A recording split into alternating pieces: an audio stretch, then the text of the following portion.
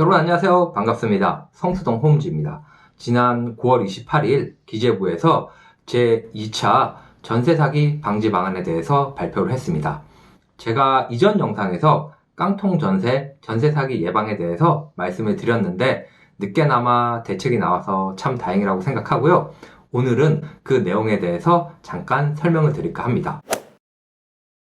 핵심적인 내용은 딱 세 가지입니다. 첫 번째, 임차인은 계약 당시 임대인의 미납 국세를 확인할 수 있도록 한다. 두 번째는 계약기간 도중에 매도 등의 사유로 임대인이 변경됐을 경우 새로운 임대인의 체납된 국세는 기존 임차권보다 후순위로 둔다. 세 번째는 집이 경매 또는 공매로 넘어갈 경우 임차권 이후에 체납된 국세는 임차권보다 후순위로 둔다입니다. 이게 초보자분들은 약간 헷갈릴 수도 있는데요. 제가 지금부터 하나씩 차근차근 설명을 드리겠습니다. 현재는 임차인은 임대인의 동의 없이는 임대인의 미납 국세를 알 수가 없습니다. 그래서 제가 예전에 말씀드린 세모녀 전세 사기 사건처럼 임대인이 엄청난 그 체납 국세가 있는데 그걸 모르고 전세 계약을 했다가 집이 경매나 공매로 넘어갈 경우 보증금은 전부 날릴 수밖에 없습니다.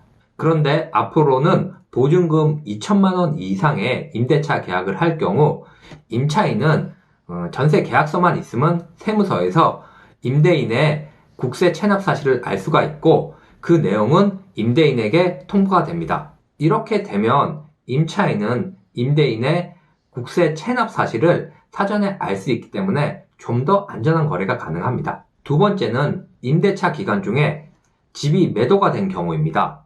이전 집주인은 국세 체납 사실이 없어서 안전하게 계약을 하고 잘 살고 있었습니다.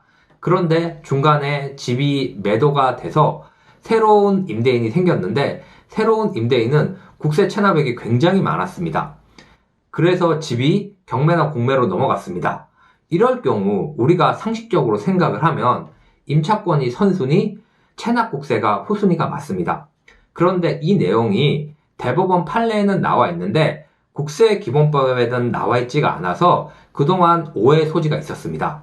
그래서 이 오해 소지를 막기 위해서 국세기본법에 대법원 판례 내용을 명확히 기재를 해서 이런 오해 여지를 없애는 게 두 번째 대책입니다. 세 번째는 거주 중인 집이 경매 또는 공매로 넘어가는 경우입니다. 임차인이 거주 중인 집이 임대인의 사정으로 인해서 경매나 공매로 넘어갈 경우 임차인의 확정일자 날짜 여부와는 관계없이 국세 우선 변제 원칙이 따라서 체납국세가 무조건 선순위로 변제가 됩니다. 즉 이 말은 뭐냐? 내가 계약 당시에는 체납국세가 없어서 안전한 집이었는데 사는 도중에 임대인의 체납국세가 많아져서 이 집이 경매로 넘어갈 경우 나중에 발생된 체납국세마저도 선순위가 되기 때문에 나는 보증금을 날릴 수밖에 없는 그런 상황이 될 수도 있습니다. 그래서 임차인의 피해를 줄이기 위해서 임차인의 확정일자 이후에 생긴 체납국세는 국세 우선 변제 원칙에 예외를 둬서 임차인을 더 보호하겠다는 취지입니다. 이렇게 세 가지가 이번에 발표된 전세 사기 방지 방안입니다. 이번 대책에 지방세는 빠지고 국세만 돼서 좀 아쉬운 부분이 있는데 대부분의 고액세금 체납은 지방세보다 국세가 훨씬 많기 때문에 이번 대책만으로도 효과가 충분히 있을 거라고 생각됩니다.